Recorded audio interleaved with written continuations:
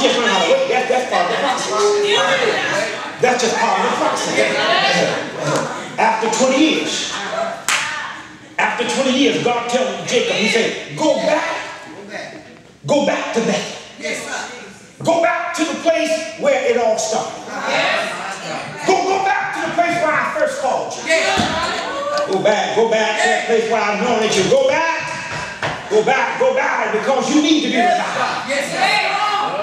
Go back because you need to be renewed. You lost track. You lost track. You need to remind you of what you told me. Remind you of the promise and the vows that you made to me. Time to go back. I've kept my promise, Jacob. But you, I've done what I said, Jacob. I've clothed you, I fed you, in fact, I blessed you.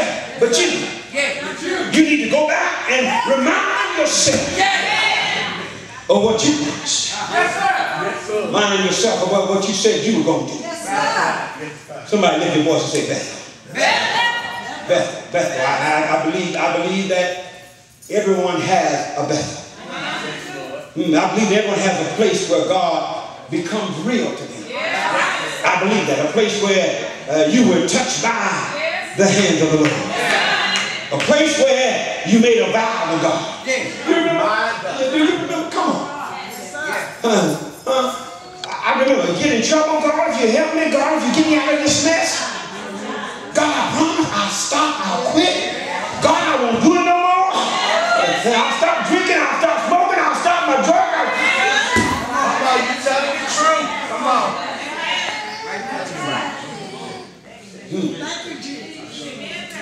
Look at what Jacob did. He said, God, if you clothe me, if you feed me, I'll let you be my God. He said, not only that, but I'll build your house. I'll take this pillar. Not this pillow, but this pillar. This stone and make it a pillar. No, I'll find my church and I'll stay there. That's all you church hoppers. Running from church to church. Don't know where you find your place and stay there. Grow in your place. Stop running here and there and going to the folks' churches and ministry and tearing stuff up and then going to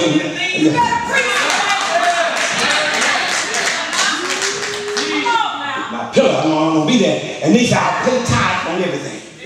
That's why in chapter 35, when the Lord told him to go back to Bethel, the first thing he said, look at verse number 2 in chapter 35. He said, and then Jacob said unto his household, and to all that were with him, what?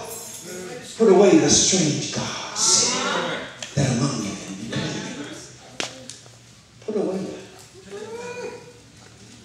In other words, for 20 years, Jacob tolerated strange gods. For 20 years, he compromised. For 20 years, he was hypocrite because, oh, come on.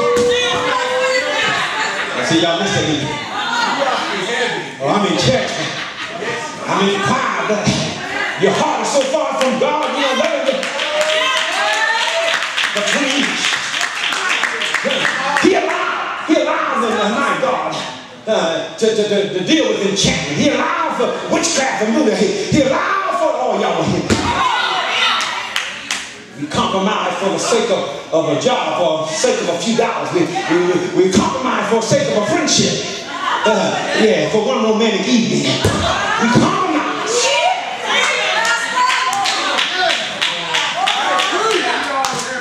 I found out that when you get ready, when you really get ready to serve God, you got to stop playing. Y'all stop playing. Quit playing.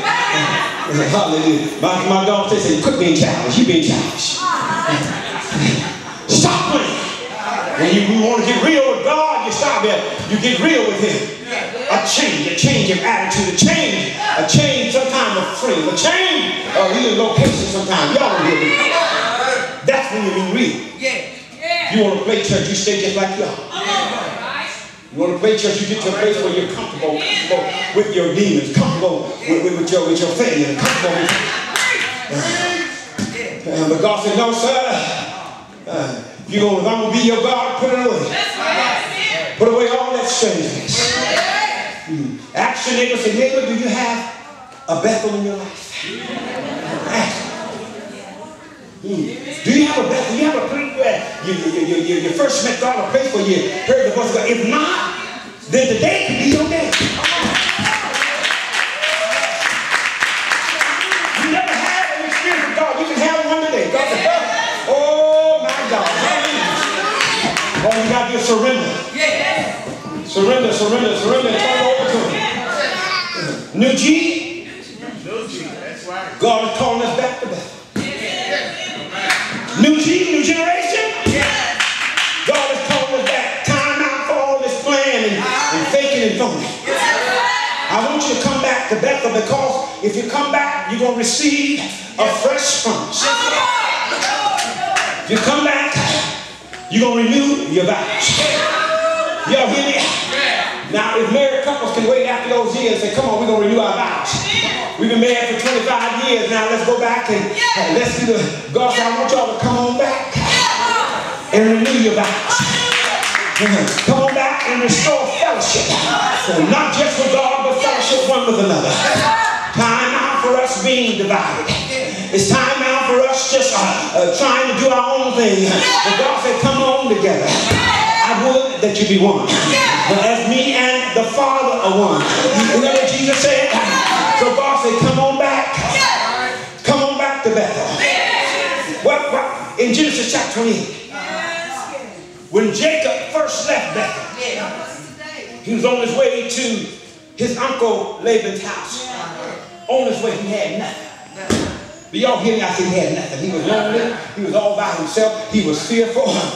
He was running for his life. Didn't have nothing. Didn't have no wife. Didn't have nothing. Didn't have nothing.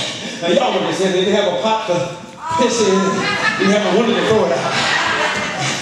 Didn't have nothing. When he left there, but my God. But guess what? If you follow those 20 years, God didn't leave him. Even though he was a trickster, even though he had complete surrender, even though he had allowed certain things, and God blessed him. Look at us here, trying to fool ourselves. God is blessing you, God is blessing you. But Jacob had compromised. Jacob had not been true to his vows. And yet God bless him. Great is thy mercy toward me.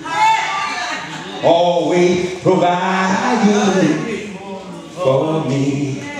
Your tender mercy I see. Great is your faith or your grace. Oh, let's just think about it. That just popped in my head. Great. Hallelujah. Your loving kindness toward me. And because of our goodness, and because we've done everything right, and because we're so holy, because you're in the church, because you're some pastor, hallelujah, His grace. Look at somebody say, the grace of God.